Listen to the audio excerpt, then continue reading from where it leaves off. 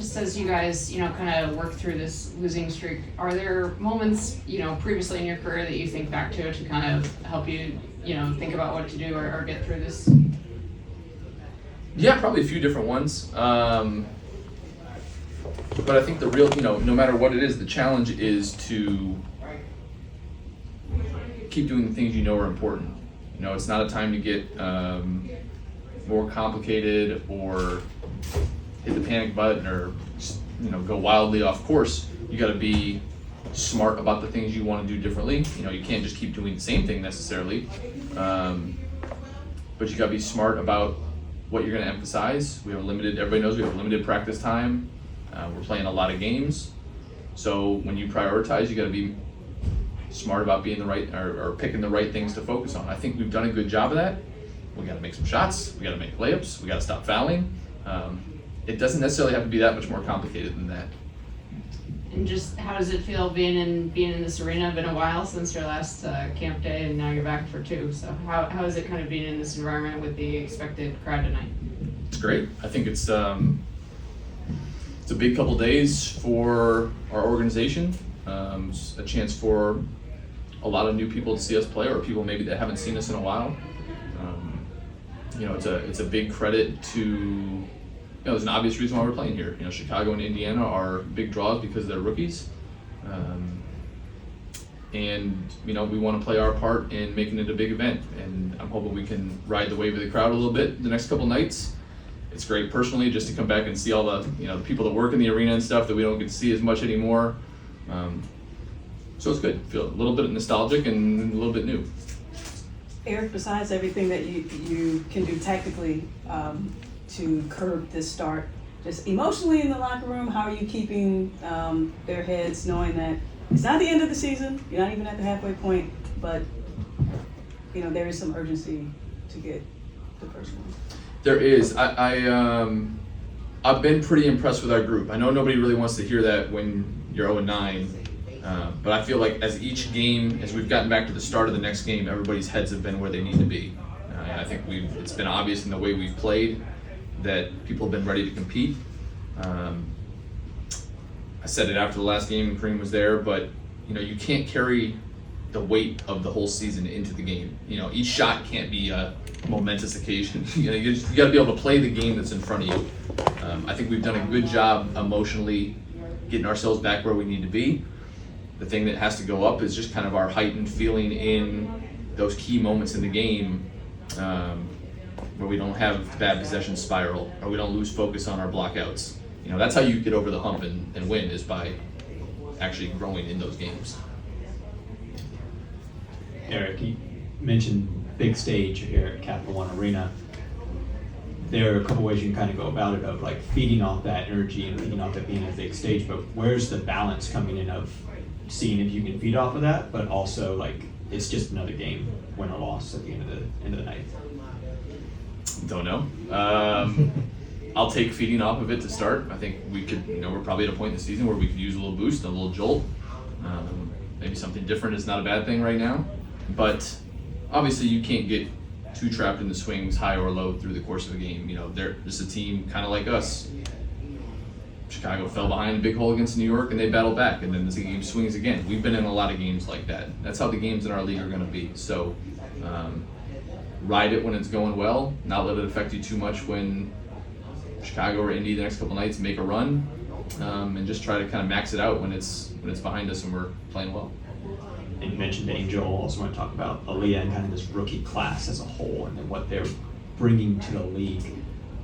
What has been so impressive about them, besides kind of the eyeball attention that they've been getting, but just the nuances of their game and how prepared they are for this moment and being ready? I mean, Aaliyah's now starting for you guys with Shakira being out. Like, what's so impressive about their abilities? I can't say I know all the other rookies from the other teams that well. Obviously, we interviewed a few getting ready for the draft. They all seem very comfortable in who they are.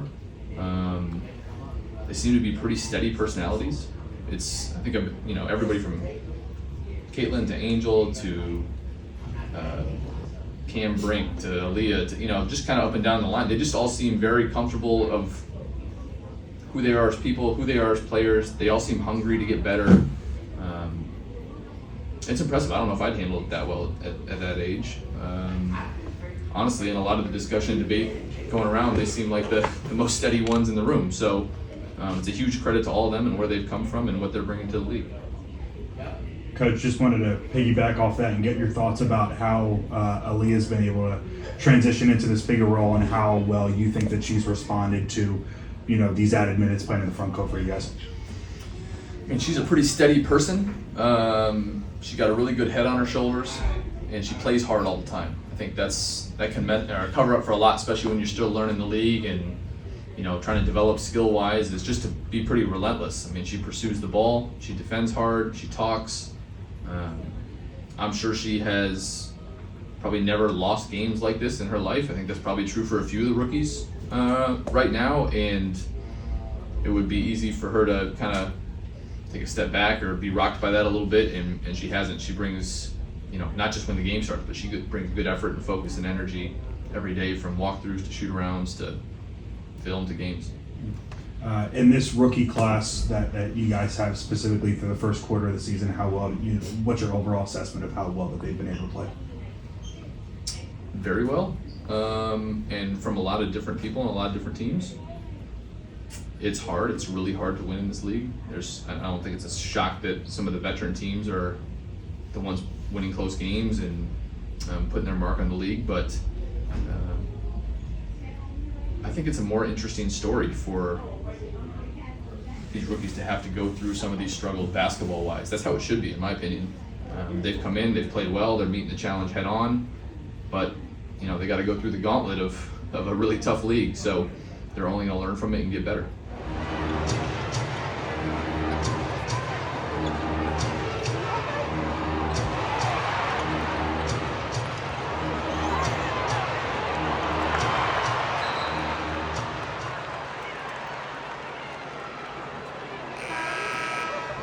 Hello, Angel. You have this is your rookie season. Yeah. And it's been about 10 games, okay? Yeah. And let's talk about defense and rebounding. Yeah. To be a great rebounder, you have to be a student of the game and have lots of energy. What do you feel you need to become a great rebounder in the WNBA for years to come? Yeah, for me, it's kind of a good and a bad thing for me, because when I go up for layups, I know I can get my rebound before looking at the basket, make the shot before I get the rebound. So for me, I'm hard on myself. I'm trying to be more efficient around the basket, but I know if I don't make the layup, or if my teammates don't make a shot, I'm gonna go try to get a second effort to get another attempt for us. I think this is what the team needed for me. They needed me to step into that role and come in and just rebound and play defense and bring a lot of energy. So coming into the league, I knew that was gonna translate, and then everything else just comes as the game's flow. And one other thing, was there anything this season that you expected and didn't expect? Whether there was any disappointments and wow, this just happened this year, and I always knew that this was gonna come, or what did you expect? Were there any surprises or anything that you really liked?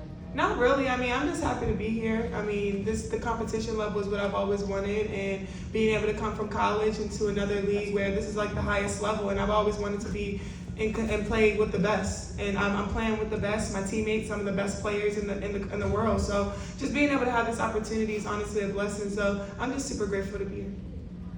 Angel, you talked pregame about wanting to be a complete player in this league, wanting to be a big guard, and we saw the one play, you get the steal, you sprint the floor, you get the and one. Can you just walk us through that moment and then the celebration underneath? Honestly, just trying to build my confidence again. Just being able to be a kind of a stretch four and letting my defense come to my offense.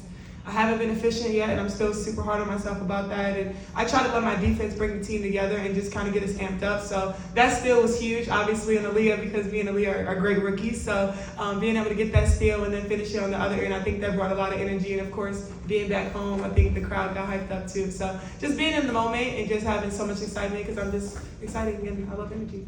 Yeah, we've been talking a lot to you about the fans that you were going to have in attendance. We saw you going around giving hugs to everybody that were here. But to be able to do that and then also have a great game like you had, a complete game, I guess what's the value in being able to show up for them like that? Yeah, I mean, I don't feel like it was complete because I wasn't that efficient, but being able to just get the win is all that's important. And then I think so many players for us stepped up tonight. Izzy, Kennedy, Lindsay, being able to know like when your name is called and having teammates that will have your back through anything, obviously. So I love my team. I love being here in Chicago. Obviously, being able to come home and have a turnout how we did tonight was great. And obviously just going back home with the win is always good going into it. Left, third row. Chris Penna with CHGO Sports. Izzy, these two for you. One, you've been working your way back after an injury limited you last year, and tonight you had kind of your breakout game of the season, so to speak.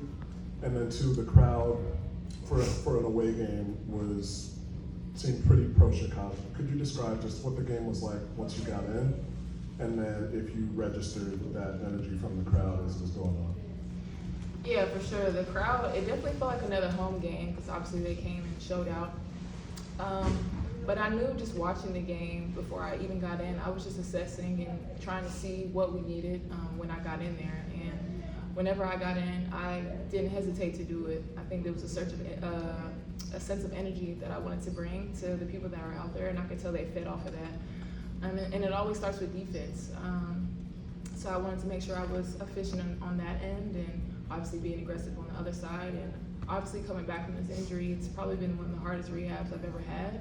But I haven't given up. I've been going to work and rehabbing every single day for the past year, and I still continue to do that. But once I get on that floor, I'm not thinking anything but win, and that's exactly what I wanted to do tonight. And obviously, the crowd was amazing. The girls stepped up to the plate. You know, the energy was amazing. So I'm glad that we got the win and going back to Chicago. Second row. Angel, I know sometimes between the lines, so you get kind of locked in. Mm-hmm. But was there a moment where you kind of allowed yourself to kind of recognize either your mom, your brother, Kim's courtside? Was there a moment where you kind of felt like you were looking to anybody in the crowd? Oh no, I don't look at the crowd. I don't even speak to people before the game usually. I'm locked in, and they know that. My family knows that. My coaches know that, because even if I was at LSU, I bet not run over to nobody on the sideline. So just knowing I'm just always focused. And the main thing is the main thing, and that's just being with the team. I don't want to take anything away from that, because that's what I'm here for. I'm here for business, and this is my job. So they understand that and they respect that. But after the game, obviously, being able to go around and show love to everybody. As a follow-up to sort of going off Annie's question, what's that release like when you're able to kind of look around and see all those friendly, great faces? Yeah, I mean, a lot of them have watched me since I was like 4. A lot of them have seen me grow up and grow into the woman I am right now and today, and continue to grow into. And it's a blessing. It's surreal for me. And I don't really know how to put it into words, because I always imagined being in this moment, but I didn't imagine it to be this just graceful. Like, I just happy to be here. I mean, I try to give myself grace sometimes about just being in the moment and just having fun and to soak it everything in. I don't really have a lot of time for that because everything's moving so fast for me, but tonight kind of gave me a feeling like I've done everything and done things that I've wanted to do in life, and obviously just being able to continue to grow and have my family in the crowd and watching me it's a great feeling. Front row, undergrad. Thanks, Angel. Jonathan Tannenwald of the Philadelphia Inquirer. I realize it's going to be another question about the crowd. I'm sorry. Mm-hmm. Some athletes will, as you sort of said, block it out during the images play. Some will let themselves take it in. For you, philosophically, where do you fall on that? And is a night like this any different? Yeah, I don't acknowledge like the crowd, specifically one person or two people. I mean, obviously, I try to speak to the kids when they're yelling my name as best as I can, because they'll yell 5 times and want me to speak all 5 times. So I try to stay focused as best as I can, but obviously the energy when we score, when we get a defensive stop, when we get a clean block, like things like that within the game kind of gets us all amped up, obviously.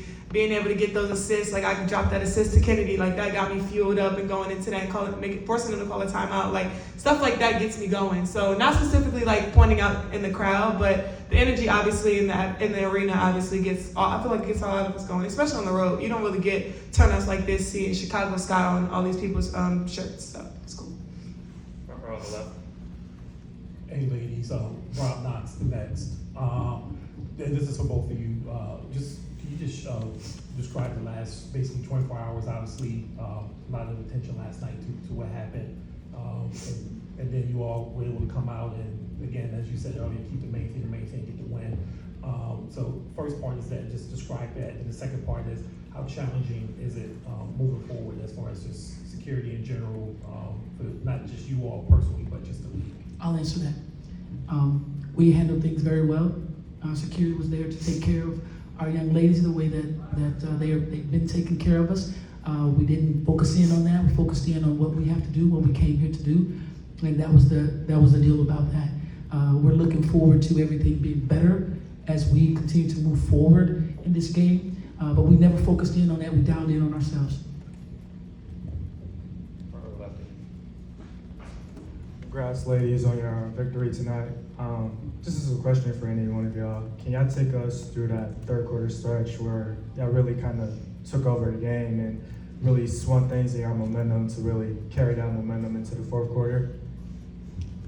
Yeah, I mean, I think just the energy from the bench, being able to have Izzy coming back and watching her rehab every day, she's a vet, just being able to see her work hard, and I told her, like, remind people who you are. Like, I ain't forgot who you are. I watched you when I was in college, and being able to see you even when you was at Tennessee. Like, I'm happy. I love a comeback story. Being able to see Izzy come back out there, you know, Kennedy's story, being able to have her come out there, and then Lindsay coming out there too. I think it was just, our team has so many stories with us, and I think that we carry that on our shoulders and come out every day and fight. I know it takes us sometimes the first half to get us going, or all the way to the fourth quarter, the last 5 minutes sometimes.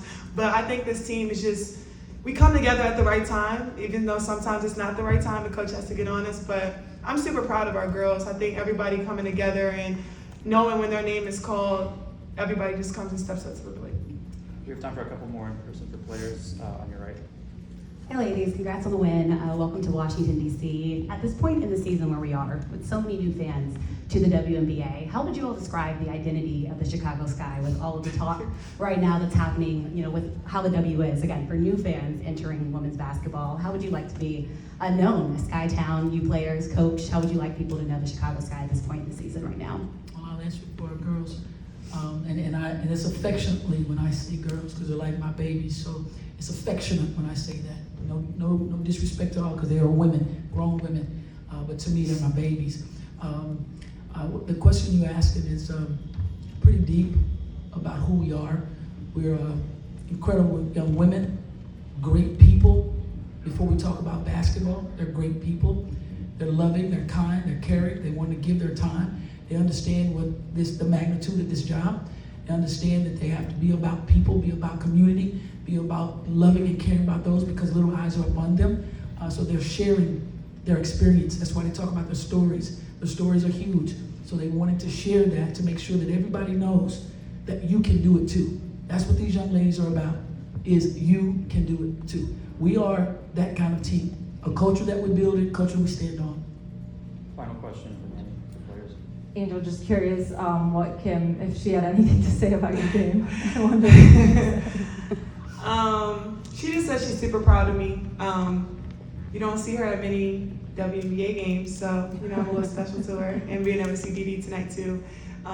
Just being able to have your coach just watching me grow from 2 years, won a national championship together, and then it was tough for me obviously to leave LSU, but she talked to Teaspoon, and she trusted Teaspoon with me, and knows like it's the same. She expects a lot out of me and continues to expect a lot out of me. She said I could be better, obviously, around the basket too, but I'm just happy.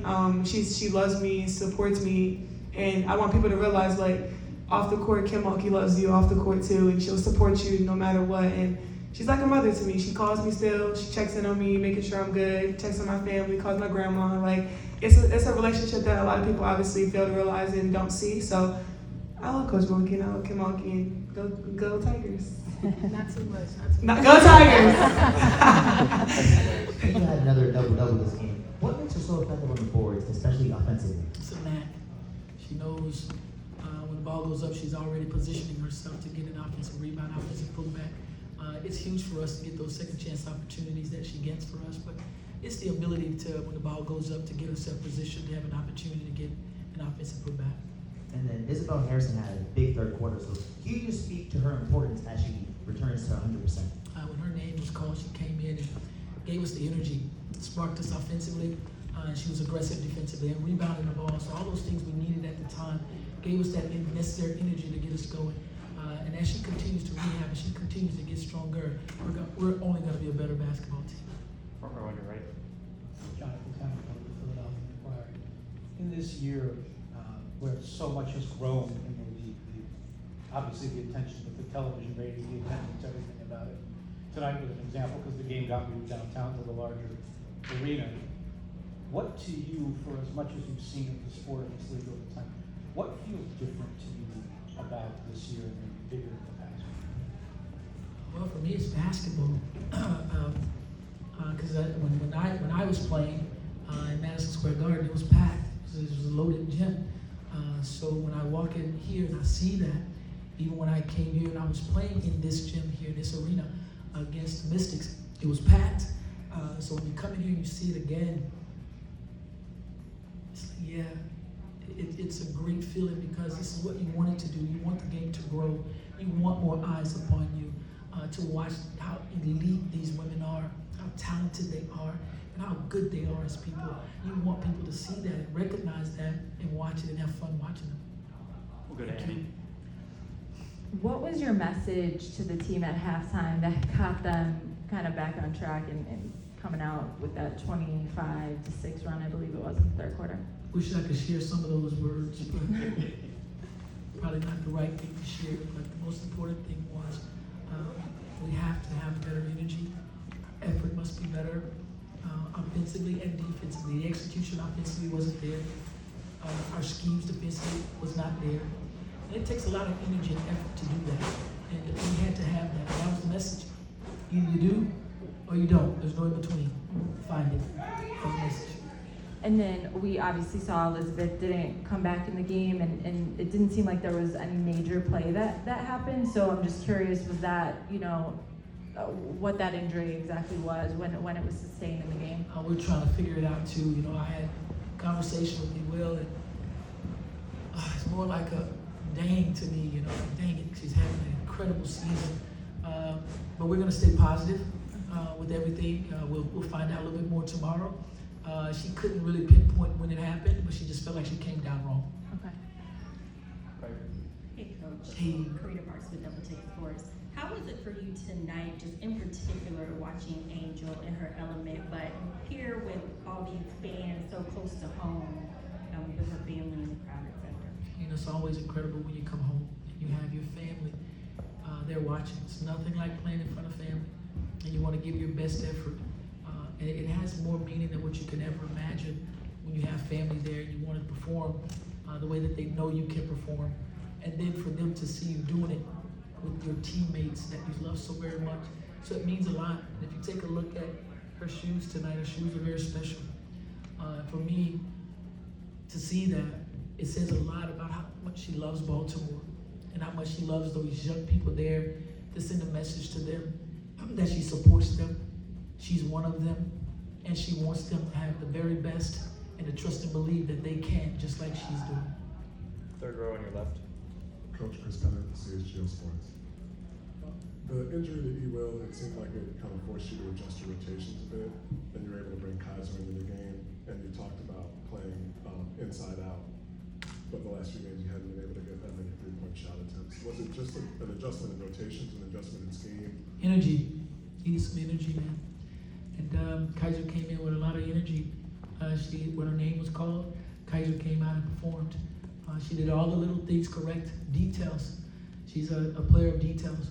And on defensive end, she was always in the right spot to make sure that she was there to be able to help. And then offensively, of course, she's always a threat. Those shots that she takes, we're more than happy that she takes them because we believe they'll go in. As you kind of figure out your rotations, is that something that you're looking to get her more time to open up? We'll see. Hi, I'm a bachelor in Sports Illustrated. For Kennedy to continue to provide this kind of production, how powerful is it to have her coming off the bench, and how do you think about her role with her doing all she's doing? She's accepted her role, and that's the most important thing. And when you look back at basketball and you think about how good your bench is, you're only as good as they're going to be. And with what she brings off the bench, the energy, the effort, enthusiasm, the defense, the scoring, the rebounding, the fire. That's a lot coming off that bench. To me, she's the sixth woman of the year already. And she's playing just freely. She's playing freely. She's very comfortable out there being who she is. And I've had so many people ask me, who does she remind me of? She reminds me of Kennedy Carter. Any more for Coach? Just one last one remaining. I know she provides such a great spark coming off the bench, but is there a day you could envision her being integrated into that starting lineup and bringing it there? This is exactly where we want her right now. Thank you. Thank you, Coach. I appreciate you all so much. Get home safe. God bless.